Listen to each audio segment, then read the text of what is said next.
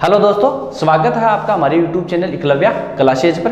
दोस्तों, आज का जो टॉपिक है राजस्थान की जो कला संस्कृति है, इतिहास है, इनसे हटकर एक टॉपिक है हमारा राजस्थान की जो जनजातियां, राजस्थान की प्रमुख जनजातियां। ये टॉपिक अति महत्वपूर्ण है। जैसे राजस्थान पुलिस है, वीडियो है, वनपाल है, वन रक्षक है, रिट है, फर्स्ट ग्रेड है, सेकंड ग्रेड, इन सभी एग्जामों के अंदर ये जो टॉपिक है ये पूछा जाता है। अति महत्वपूर्ण टॉपिक है राजस्थान की जो प्रमुख जनजातियां हैं। आज का टॉपिक कौन सा है हमारा? राजस्थान की प्रमुख जनजातियां। राजस्थान की प्रमुख जनजातियां। इन जनजातियों के अंदर दोस्तों हम जैसे अनुसूचित जनजाति है, जाति है, उनकी बात करेंगे कि राजस्थान के अंदर इनका सबसे ज़्यादा प्रतिशत कौन से जिले में है, सबसे कम कहाँ है, इनकी जनसंख्या राजस्थान के अंदर सबसे ज़्यादा कहाँ है। भारत के संदर्भ में भी बात करेंगे कि भारत के कौन से राज्य में सबसे ज़्यादा अनुसूचित जनजाति पाई जाती है, जाति पाई जाती है, कम कहाँ है, इन सभी की आज हम बात करेंगे। तो दोस्तों, अगर बात करें ये जाति जो अनुसूचित जनजाति है, ये संविधान के अंदर अगर पूछा जाए कि किस अनुच्छेद के अंदर इन्हें परिभाषित किया गया है, तो वो अनुच्छेद है दोस्तों, अनुच्छेद है 366। 366 का जो खंड है 25, उसके अंदर इन्हें परिभाषित किया गया है। अगर सिंपली क्वेश्चन पूछा जाए कि जो राजस्थान के अंदर जो जनजातियां हैं वो भारत के कौन से संविधान के अंदर, संविधान के कौन से अनुच्छेद के अंदर इन्हें परिभाषित किया गया है, वो है 366 का 25 खंड है। और अगर बात करें तो 341 जो अनुच्छेद है, अनुच्छेद 341, इनके अंदर बात की गई है अनुसूचित जाति की, अनुसूचित जाति। और 342 के अंदर अनुसूचित जनजाति। अगर आपको बताऊं मैं, अनुसूचित जाति को तो बोला जाता है एससी और अनुसूचित जनजाति है एसटी। अब तो समझ में आ गया। अनुसूचित जो जनजाति है इनके अंदर है जैसे मीणा है, भील है, गरासिया है, डामोर है, खतौड़ी है, इन सभी की हम बात करेंगे अनुसूचित जनजाति के अंदर। अगर बात करें 2011 हमारी जो जनगणना हुई थी 2011 के अंदर, 2011 की जनगणना के अनुसार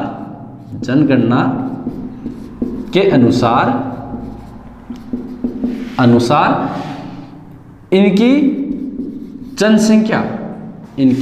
जनसंख्या कितनी है? इनकी है 92.39 लाख।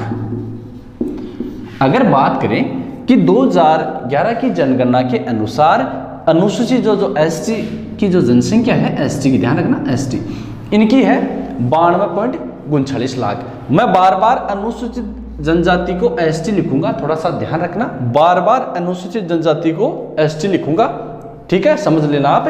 और राजस्थान के अंदर इनका प्रतिशत यानी 2011 की जनगणना है, इसके अनुसार राजस्थान के अंदर जो एसटी है इनका प्रतिशत है, अंदर एसटी का जनसंख्या प्रतिशत कितना है? जनसंख्या प्रतिशत कितना है? यह है 13.48%। कहने का मतलब ये है जो राजस्थान की जो टोटल जनसंख्या है उसके अंदर 13.48% एसटी है। कौन है? एसटी यानी अनुसूचित जनजाति। राजस्थान के अंदर एसटी की बात करें तो 13.48% है। दोस्तों, जो 2001 की जनगणना थी इसकी भी बात कर लेते हैं। पूछे, अगर हो सकता है एग्जामिनर पीछे का भी हमें पूछ सकता है कि 2011 का जो जनगणना हुई थी उसके अनुसार इनका प्रतिशत कितना है और 2001 के अनुसार इनका प्रतिशत कितना है, तो वो ध्यान रखना 12.56% है। ये थोड़ा सा डाटा है, आज जो ये डाटे हैं ये जरूर आप याद रखना, आंकड़े हैं इन्हें याद रखना है। फिर बात करें कि राजस्थान के अंदर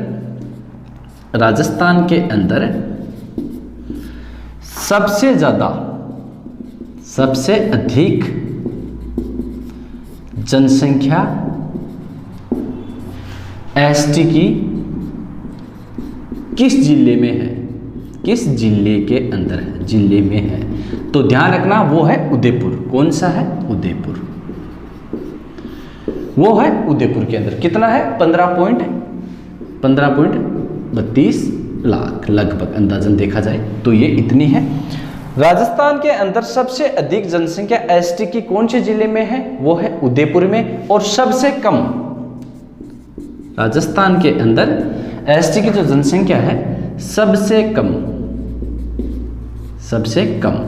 वो है बीकानेर और नागौर। लगभग बीकानेर में देखो ये है 1779। कितनी है? 1779।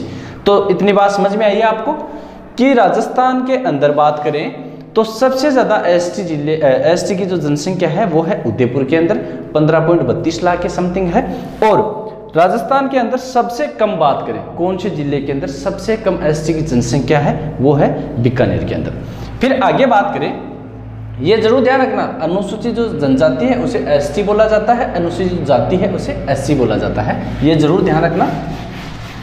अगर बात करें कि प्रतिशत के हिसाब से राजस्थान के अंदर कौन से जिले में सबसे ज़्यादा प्रतिशत अनुसूचित जाति का है, तो वो कौन से जिले के अंदर है? वो है हमारे बांसवाड़ा के अंदर। कौन से जिले के अंदर है? बांसवाड़ा के अंदर। बात करें एसटी की, सबसे अधिक जनसंख्या प्रतिशत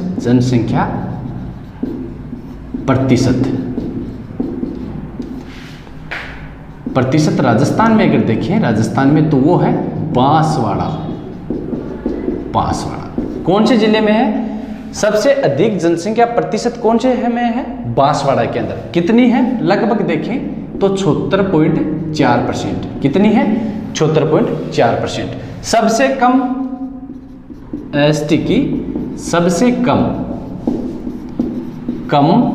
जनसंख्या प्रतिशत की बात करें, जनसंख्या प्रतिशत, ये ध्यान रखना, राजस्थान की चल रही है, राजस्थान के अंदर बात कर रहे हैं अपन, राजस्थान का पढ़ रहे हैं। तो ये है बीकानेर।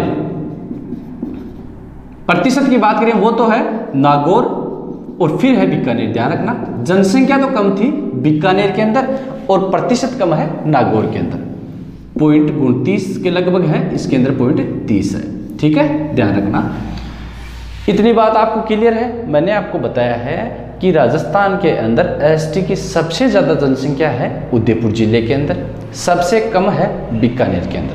प्रतिशत की बात करें, राजस्थान के अंदर एसटी की जो जनसंख्या है उसका सबसे अधिक प्रतिशत तो है बांसवाड़ा के अंदर और सबसे कम है कहाँ? नागौर के अंदर। ये जरूर ध्यान रखना। और इसके साथ साथ हम एससी की भी बात कर लेते हैं। एससी की सबसे अधिक जनसंख्या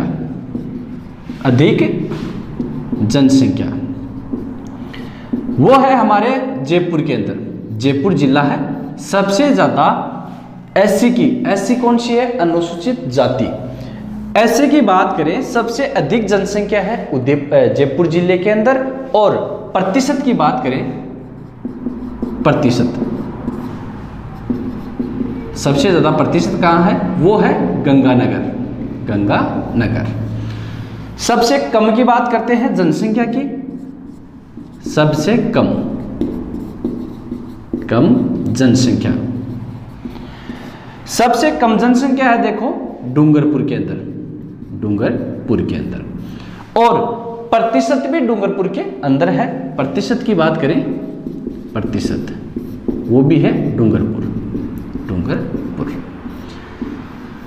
यह है इसकी जो बेसिक चीजें हैं वो है कौन कौन सी है। एसटी की सबसे अधिक जनसंख्या का प्रतिशत कहाँ है? वो है बांसवाड़ा के अंदर। एसटी की सबसे कम जनसंख्या प्रतिशत कहाँ है? नागौर के अंदर। फिर उससे थोड़ा सा अधिक है बीकानेर के अंदर। एससी यानी अनुसूचित जाति, सबसे अधिक जनसंख्या जयपुर जिले के अंदर है, सबसे अधिक प्रतिशत गंगानगर के अंदर है। एससी की सबसे कम जनसंख्या कौन सा? प्रतिशत, एक तो जनसंख्या है और प्रतिशत, ये दोनों है डूंगरपुर के अंदर। किसके अंदर है? डूंगरपुर के अंदर। फिर आगे बात करें भारत के संदर्भ में कि भारत के अंदर अनुसूचित जो जनजाति है सबसे अधिक किस राज्य के अंदर है, सबसे कम किस राज्य के अंदर है, सबसे ज़्यादा प्रतिशत कहाँ है, सबसे कम प्रतिशत कहाँ है, उसकी भी हम बात करते हैं। देखो भारत की बात करें, भारत में एसटी की सबसे अधिक जनसंख्या वो है किस राज्य के अंदर है, एमपी। एमपी को मतलब मध्य प्रदेश, एमपी का मतलब मध्य प्रदेश। और सबसे कम बात करें भारत की, सबसे कम वो है कहाँ, हरियाणा के अंदर। ध्यान रखना, हरियाणा है, उसके बाद में पंजाब है, ध्यान रखना। इसके बाद बात करें, ये तो है जनसंख्या की, अब बात करते हैं प्रतिशत की। भारत में एसटी की जनसंख्या का सबसे अधिक प्रतिशत वो है मिजोरम। कहाँ है, मिजोरम। ये तो है मिजोरम के अंदर। और कम की बात करें, कम कहाँ, भारत के अंदर एसटी की प्रतिशत की बात करें कम, वो कहाँ है, वो है पंजाब। उससे थोड़ा सा अधिक है हरियाणा। बस ये ध्यान रखना आप। ये है भारत के संदर्भ में कि भारत में एसटी की सबसे अधिक जनसंख्या है एमपी के अंदर, सबसे कम है हरियाणा के अंदर, प्रतिशत सबसे ज़्यादा है मिजोरम के अंदर, प्रतिशत सबसे कम है पंजाब के अंदर, उससे थोड़ा सा ज़्यादा है हरियाणा के अंदर। ये तो है हमारी बेसिक बातें इनसे संबंधित। यानी एग्जामिनर हमें सबसे ज़्यादा ये क्वेश्चन पूछता है कि जो राजस्थान के अंदर अनुसूचित जनजाति है, प्रतिशत सबसे ज़्यादा कहाँ है, जनसंख्या कहाँ है, कम कहाँ है। भारत के संदर्भ में अगर बात करें तो वो भी हमने क्लियर कर लिया है। इसके बाद देखो हम शुरुआत करते हैं जो अनुसूचित जनजाति है उनके अंदर सबसे पहले मीणा जनजाति की। कौन सी जनजाति की, मीणा जनजाति की। मीणा जनजाति भारत के जो राजस्थान की बात करें तो राजस्थान के अंदर सबसे अधिक शिक्षित अगर कोई जनजाति है वो है मीणा, और सबसे अधिक जनसंख्या में भी मीणा है, ये भी ध्यान रखना। सबसे बड़ी पूछा जाए ना, सबसे बड़ी अनुसूचित जनजाति पूछा जाए वो है मीणा। अब बात करते हैं इसकी उत्पत्ति। जो मीणा शब्द है ये बना था मीन से। किससे बना था, मीन से। मीणा अपनी उत्पत्ति मानते हैं विष्णु भगवान के कल्कि अवतार से। अपनी उत्पत्ति किससे मानते हैं, विष्णु भगवान के मत्स्य अवतार से। ये बात होगी इनकी बेसिक। इसके बाद अगर बात करें तो इनका जो धर्मगुरु है, अपना धर्मगुरु किसे मानते हैं, मुनि मगन सागर को। धर्मगुरु मुनि मगन सागर। मुनि मगन सागर ने एक ग्रंथ लिखा था सबसे पवित्र, मीणा जाति का सबसे पवित्र ग्रंथ है वह कौन सा है, मीन पुराण।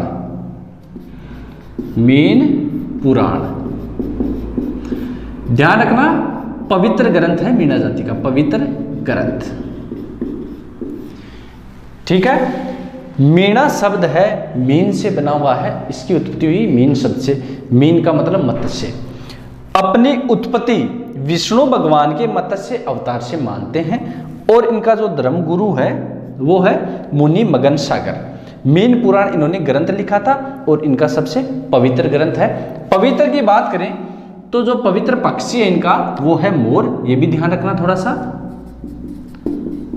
पवित्र पक्षी वो है इनका मोर। पवित्र पक्षी है इनका मोर, वो भी ध्यान रखना। इसके बाद बात करें आगे, हर्बट जो रीसले हैं उन्होंने मीणा जाति का संबंध बताया है द्रविड़ से। मीणा जाति का संबंध किससे बताया है, द्रविड़ से बताया है हर्बट रीसले ने। ये जरूर थोड़ा सा ध्यान रखना। हर्बट रीसले ने मीणा जाति का संबंध किससे बताया है, मीणा जाति का संबंध किससे बताया है, वो बताया है द्रविड़ से। द्रविड़ जो जाति है, द्रविड़ जाति से। ये थोड़ा सा विशेष है, ध्यान रखना। 2011 की जनगणना है, उनके अनुसार अगर बात करें तो इनकी जनसंख्या कितनी है। 2011 की जनगणना के अनुसार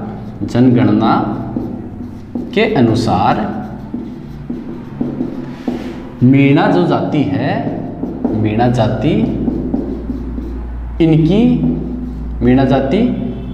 की जनसंख्या कितनी है, वो है 43,46,000। ये डाटा है, थोड़ा सा ध्यान रखना। देखो 2011 की जो जनगणना हुई थी उसके अंदर बात करें तो मीणा जाति की जो जनसंख्या है कितनी है, 43,46,000 है। और इसके बाद अगर बात करें तो जो मीणा जाति है, मीणा जाति, ये जाति वैसे देखें तो इन्हें दो भागों में माना जाता है, यानी कहने का मतलब है इनकी दो जातियां मानी जाती है। एक तो है जमींदार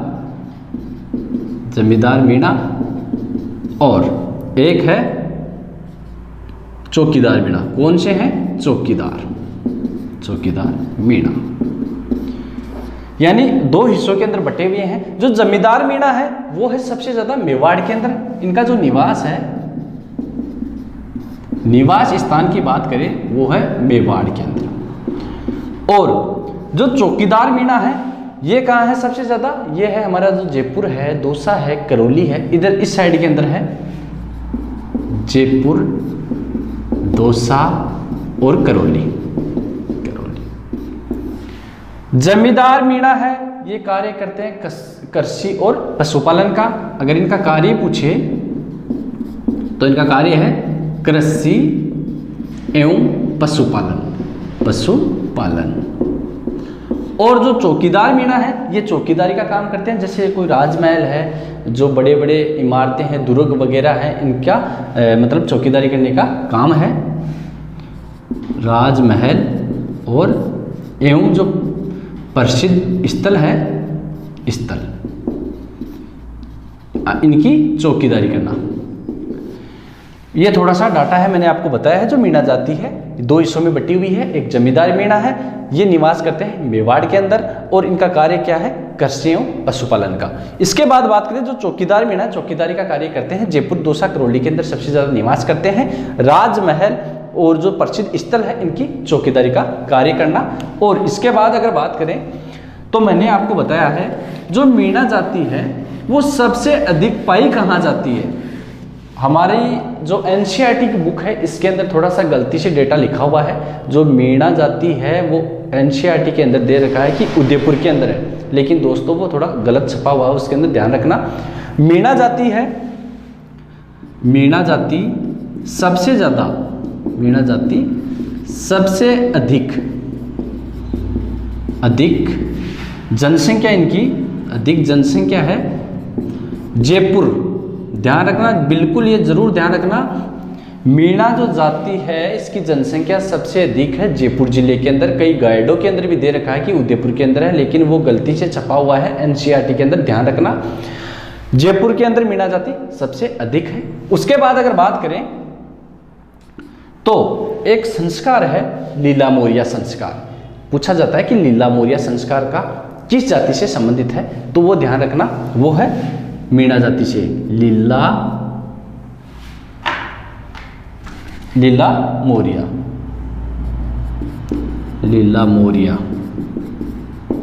लीला मोरिया का संबंध मीणा जाति से है, मीणा जाति से है। ये जरूर ध्यान रखना, लीला मोरिया का संबंध मीणा जाति से है, इनके विवाह से संबंधित है। ये ध्यान रखना, बिल्कुल ध्यान रखना है। अगर इसके बाद अगर बात करें जो मुनि मगन सागर है, इन्होंने इनके गोत्र बताए हैं कितने, 52,000, उनकी भी बात करते हैं। पहले ये देख लो आप, जो हर्बर्ट रीसले हैं मीणा जनजाति का संबंध द्रविड़ जाति से बताया है। क्वेश्चन अगर पूछा जाए कि द्रविड़ जाति से किसने मीणा जाति का संबंध बताया है, वो है हर्बर्ट रीसले। उसके बाद 2011 की जो जनगणना है इसके अनुसार मीणा जाति की जनसंख्या कितनी है, वो है 43,46,000। उसके बाद उत्पत्ति दो भागों में है, जमींदारा और चौकीदारी। ये भी मैंने आपको बताया है। इनका निवास स्थान तो है देखो मेवाड़ के अंदर है। कार्य है इनका कृषि एवं पशुपालन। उसके बाद बात करें चौकीदारी मीणा है, ये देखो जयपुर, दौसा और करौली इस साइड में सबसे ज़्यादा है। और राजमहल, प्रसिद्ध जो स्थल है, दुर्ग है, इनके चौकीदारी कार्य चौकीदारी मीणा करते हैं। मीणा जाति सबसे अधिक जनसंख्या है दोस्तों जयपुर के अंदर। ये विशेष तौर से इंपॉर्टेंट है, ध्यान रखना, ये है जयपुर के अंदर। लीला मौर्या का संबंध है मीणा जाति से, ये भी ध्यान रखना है। इसके बाद जो इनके गोत्र है वो बताता हूँ मैं आपको। देखो मीणा जाति है, इसके 5200 गोत्र माने गए हैं और जो पाल है वो है 12, खांपे हैं 24 और 32 इनके ताड़े हैं, वो भी ध्यान रखना। मीणा 5200 तो है देखो गोत्र, 52 है पाल, 24 है खांपे और 32 है ताड़े। ये जरूर ध्यान रखना, पूछा जा सकता है कि इनकी गोत्र कितने मान्य हैं। 5200 है, पाल कितनी है 12 है। देखो पाल ये होती है कि जो इनकी 84 पंचायत है, 84 पंचायत की एक पाल है, ये ध्यान रखना जरूर। एक पाल बनती किससे है, इनकी जो 84 पंचायत है उनसे एक पाल बनती है और ऐसे 84 करके इनकी 12 पाल है। और खांपे कितने हैं, ये है 24, ताड़े हैं कितने 32। ये थोड़ी सी डेटा है, ये जरूर आप ध्यान रखना। इसके बाद बात करें तो जो मीणा जनजाति है अपनी इष्ट देवी किसे मानती है, वो भी थोड़ा सा इंपॉर्टेंट है। अपनी इष्ट देवी की बात करें, इष्ट देवी ये अपनी इष्ट देवी मानती है। देखो एक तो जीण माता और एक है चौथ माता।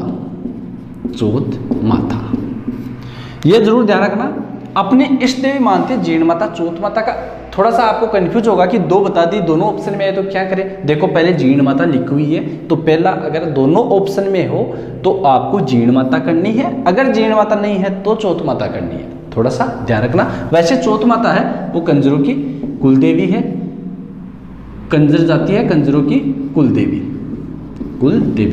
इनका मंदिर है चौथ का बरोड़ा सवाईमाधोपुर के अंदर है। जीण माता का रेवासा सीकर के अंदर है। इसकी पूरी डिटेल मैंने जो लोक देवियाँ करवाई है उसके अंदर ये टॉपिक करवाया हुआ है मेरा, जरूर ध्यान रखना जीण माता का। अपना आराध्य देव मानते हैं ये किसे, जो गौतमेश्वर महाराज है या भूरिया बाबा है। कौन सा, भूरिया बाबा या गौतमेश्वर महाराज। भूरिया बाबा या इसका अन्य नाम है गौतमेश्वर महाराज या भगवान बोल दो। ये अपने आराध्य देव मानती है भूरिया बाबा या गौतमेश्वर महाराज को और इनकी झूठी कसम नहीं खाते हैं। पूछा जाता है एग्जाम के अंदर कि मीणा जाति झूठी कसम किस भगवान की नहीं खाती है, वो है भूरिया बाबा। इनकी झूठी कसम नहीं खाती, झूठी कसम नहीं खाते हैं, ये जरूर ध्यान रखना, खाते हैं। अगर भूरिया बाबा गौतमेश्वर महाराज की बात करें तो राजस्थान के अंदर 2 जिलों के अंदर इनका मंदिर है। कहाँ कहाँ है उनकी भी हम बात करते हैं। देखो एक तो है अरनोद कहाँ है, ये है प्रतापगढ़ के अंदर, ठीक। इसके बाद अगर बात करें तो एक है सिरोही के अंदर इनका जो मेला लगता है 13 अप्रैल से 15 अप्रैल तक और ये लगता है वैशाख पूर्णिमा को। ये साथ में बता देता हूँ, ध्यान रखना। जो भूरिया बाबा है गौतमेश्वर महाराज है, दोनों एक ही नाम है। मीणा जाति इनकी झूठी कसम नहीं खाती है। इनका 2 जगह मंदिर है, एक तो है देखो अरनोद प्रतापगढ़ के अंदर, वैशाख पूर्णिमा को बड़ा मेला लगता है। एक है सिरोही के अंदर 13 अप्रैल से 15 अप्रैल तक मेला लगता है, ये जरूर डाटा ध्यान रखना है। इसके बाद अगर बात करें तो देखो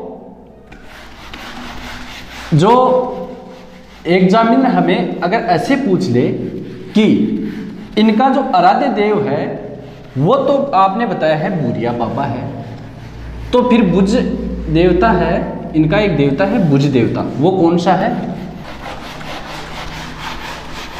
भूरिया बाबा बता दिया है, और अब है कौन सा, भुज, भुज देवता। भुज देवता है, इसे अपना देवता माना जाता है। वैसे आराध्य देव है ये भूरिया बाबा भी है, ये भी है भुज देवता, ध्यान रखना। आराध्य देवता अगर मोटा मोटी पूछा जाए तो ये अपना आराध्य देव विशेष तौर पर तो भुज देवता को मानते हैं और भूरिया बाबा को भी अपना आराध्य देव मानते हैं। लेकिन अगर दोनों साथ में है तो आराध्य देव तो इसको करना है, इसको करना है इस देवता, ये थोड़ा सा ध्यान रखना। कहने का मतलब है आराध्य देव मानते तो दोनों को है, लेकिन ज़्यादा इसे वरीयता दी गई है, ये जरूर ध्यान रखना। इसके बाद अगर बात करें इनका प्रयागराज, मीणा जनजाति का प्रयागराज किसे कहा जाता है, प्रयागराज, वो है रामेश्वर धाम, रामेश्वरम धाम पड़ता है कहाँ, सवाई माधोपुर, सवाई माधोपुर। मीणा जाति का कुंभ भी बोला जाता है, मीणा जाति का प्रयागराज बोला जाता है कहाँ, रामेश्वर धाम। देखो यहाँ 3 नदियों का संगम है, बत्सी, बनास, चंबल और सीप, ध्यान रखना है। 3 नदियों का संगम है रामेश्वर धाम सवाई माधोपुर के अंदर, और मीणा जनजाति इन्हें अपना मतलब प्रयागराज मानती है या मीणाओं का कुंभ भी बोला जाता है। इसके बाद अगर बात करें तो दोस्तों मीणा जाति के जो घर है उन्हें क्या कहा जाता है, इनके जो मुखिया है उन्हें क्या कहा जाता है, ये भी थोड़ा सा विशेष है। मीणा जाति है, इनके जो घर है उन्हें बोला जाता है टापरा, और जो जंगलों के अंदर घर बने हुए हैं उन्हें बोलते हैं मेवासे। जंगलों के अंदर घर है उन्हें बोलते हैं मेवासे। क्या बोला जाता है, मेवासे। इनका जो मुखिया होता है इन्हें बोला जाता है पटेल, और पंचायत मुखिया है, पंचायत मुखिया इन्हें बोला जाता है पंच पटेल, और इनकी पंचायत है 84 पंचायत, इनकी पंचायत है 84 पंचायत, ये भी थोड़ा सा ध्यान रखना है। तो देखो भुज देवता है, इनके आराध्य देव है, भूरिया बाबा भी इनके आराध्य देव है। भुज देवता है आराध्य देव, भूरिया बाबा आराध्य देव, झूठी कसम किनकी नहीं खाते हैं, भूरिया बाबा की। मीणा जनजाति का प्रयागराज है वो है रामेश्वर धाम, कहाँ है, सवाई माधोपुर में। 3 नदियों का संगम है, याद ना हो तो ये ट्रिक कहाँ में लेना, बस्सी, यानी बनास, चंबल, सीप। इसके बाद मीणा जाति के जो घर है उन्हें बोला जाता है टापरा। जंगलों के अंदर इनके घर बने हुए हैं उन्हें बोला जाता है मेवासे। मुखिया है पटेल, और पंचायत मुखिया है उन्हें बोला जाता है पंच पटेल। इनकी पंचायत है वो है 84 पंचायत। इसके बाद बात करें तो जो मोरनी मांडना है ये भी पूछा जाता है, जो मोरनी मांडना है इनका संबंध किससे है, मोरनी मांडना, इसका संबंध भी मीणा जाति से है। मोरनी मांडना, मोरनी मांडना का संबंध है मीणा जाति से, मीणा जाति। एक तो पीछे मैंने आपको बताया जो लीला मोरिया है वो इनके विवाह से संबंधित है। एग्जाम के अंदर पूछा हुआ क्वेश्चन है कि लीला मोरिया किस जाति से संबंधित है और मोरनी मांडना का संबंध किस जाति से है, ये है दोनों मीणा जाति से। इसके बाद जो शब्दावलियां हैं इनकी विशेष कुछ शब्दावलियां हैं। एक तो शब्दावली है देखो किकमारी, किकमारी, किकमारी। किकमारी का अगर देसी के अंदर हमारी मारवाड़ी भाषा में बात करें तो किलकारी, जैसे हम किसी को किलकारी मारते हैं उसे बोलते हैं किकमारी। इनके जैसे विपदा आ जाती है या आपातकाल स्थिति में, आपातकाल स्थिति में अपने बस्ती के लोगों को बुलाने के लिए, बस्ती के लोगों को बुलाने के लिए मारी जाने वाली चीख, मारी जाने वाली चीख। कहने का मतलब है किकमारी का मतलब होता है किलकारी, अगर मारवाड़ी भाषा में समझे तो किलकारी। विपदा या जो आपातकाल है, इसके अंदर जो बस्ती के लोगों को इकट्ठा करने के लिए या इनके ऊपर जो मुसीबत आ जाए उनको इकट्ठा करने के लिए जो चीख मारी जाती है उसे बोले जाते हैं किकमारी। इसके बाद है गेली। गेली का मतलब है इनके द्वारा जो हाथ में लकड़ी ली जाती है उसे बोला जाता है गेली। हाथ में जो लकड़ी है, लकड़ी या डंडा मान लो, डंडा, उसे बोला जाता है गेली। और इनका जो अस्त्र है वो भी लकड़ी या हाथ में जो डंडा है उसे माना जाता है। इसके बाद अगर बात करें ओवरी, मिट्टी से बने हुए जो बर्तन की तरह रखते हैं उसके अंदर अपना अनाज संग्रहण करते हैं। मिट्टी से बने बर्तन अनाज संग्रहण के लिए, अनाज संग्रहण के लिए। ये तो हो गई ओवरी की बात। तो शब्दावली बताइए, एक तो किकमारी, एक गेली, एक है ओवरी। ये जरूर थोड़ा सा ध्यान रखना। इसके बाद अगर बात करें तो देखो इनकी अलग अलग गोत्र है, 2-3 गोत्र है वो आपको इम्पोर्टेंट है, मैं लिखवा देता हूँ। इनकी जो उपजातियां की बात करें, उपजातियां, एक तो देखो बील मीणा, बील मीणा। बील और मीणा स्त्री पुरुष दोनों, या तो बील स्त्री हो या पुरुष हो, मीणा स्त्री या पुरुष हो, इनके आपस में जो वैवाहिक संबंध है से उत्पन्न होते हैं, जो संतान उत्पन्न होती है उसे बोला जाता है बील मीणा, वैवाहिक संबंध। संबंध ये थोड़ा सा ध्यान रखना। एक है सुरते वाला मीणा, सुरते वाला मीणा। सुरते वाला मीणा है किसी अन्य जाति से उत्पन्न संतान को बोला जाता है। मीणा जाति में, मीणा जाति में अन्य जाति से विवाह करने पर उत्पन्न संतान। जो बील मीणा है इसके अंदर बील और मीणा जाति में वैवाहिक संबंध होता है, और सुरते वाला मीणा है इसके अंदर है देखो अन्य जाति से संबंध है इनका। यानी कहने का मतलब है मीणा जाति किसी अन्य जाति से जो उत्पन्न संतान है इनकी, उन्हें बोला जाता है सुरते मीणा, सुरते वाला मीणा। इसके बाद बात करें तो है पडिहार, पडिहार मीणा। जो एक उपजाति है वो है पडिहार मीणा। ये है देखो टोंक है भीलवाड़ा, वहाँ पाई जाती है और ये मांस का सेवन नहीं करते हैं। टोंक भीलवाड़ा, भीलवाड़ा। यह है हमारी कुछ उपजातियां हैं, थोड़ी सी इंपॉर्टेंट है, मैंने आपको बता दी है, ध्यान रखना है। भील मीणा है, इनके वैवाहिक संबंध है। सुरते वाला मीणा है, मीणा जाति के अन्य जाति से विवाह करने पर उत्पन्न संतान को बोला जाता है। पडिहार मीणा है, टोंक भीलवाड़ा के अंदर पाया जाता है। और एक ठेडिया मीणा है जो जालोर के अंदर पाए जाते हैं, ठीक है। एक चौथिया मीणा है वो मारवाड़ के अंदर पाए जाते हैं। और इसके अंदर शब्दावली है वो देखो, एक तो है इनकी कुछ, जैसे छेड़ा पाड़ना किसे कहा जाता है, तलाक लेने को छेड़ा पाड़ना कहा जाता है। वो लास्ट में जितनी भी शब्दावलियां हैं वो कॉमन है, सभी जो सभी अनुसूचित जनजाति है उनके अंदर कॉमन है। वो लास्ट में एक जगह आपको लिखवा दूंगा। छेड़ा फाड़ना किसे कहा जाता है, झगड़ा राशि किसे बोला जाता है, वो सब एक जगह है अपन देख लेंगे। और एक थोड़ा सा ध्यान रखना, गोदना। मीणा जाति में जो गोदने का काम होता है, जैसे अपन देखते नहीं है क्या मारवाड़ी क्षेत्र के अंदर जहाँ हाथ पे कुछ नाम नूम वगैरह लिखाए जाते हैं, खुदवाए जाते हैं, उन्हें गोदना बोला जाता है। तो ये है हमारी मीणा जनजाति। आज का टॉपिक था हमारा जो अनुसूचित जनजाति है उनकी हमने बात की है। और पहली जो जाति देखी है अनुसूचित जनजाति वो है मीणा। मीणा मोरनी मांडना, लीला मोरिया, ये मीणाओं से संबंधित है। शब्दावली में किकमारी ये मैंने बता दी है, आपातकाल के अंदर जो चीख मारी जाती है। गेली बोला जाता है हाथ के अंदर जो लकड़ी डंडा लिया जाता है। ओवरी बोला जाता है जिसमें अनाज संग्रहण किया जाता है। गोदना है जो हाथ के ऊपर जो खुदवाया जाता है, शरीर पे कहाँ भी खुदवाया जा सकता है। भील मीणा बता दिया, वैवाहिक संबंध के अनुसार है। सुरते वाला मीणा है, मीणा जाति में जो अन्य जातियों से विवाह करने पर उत्पन्न संतान है।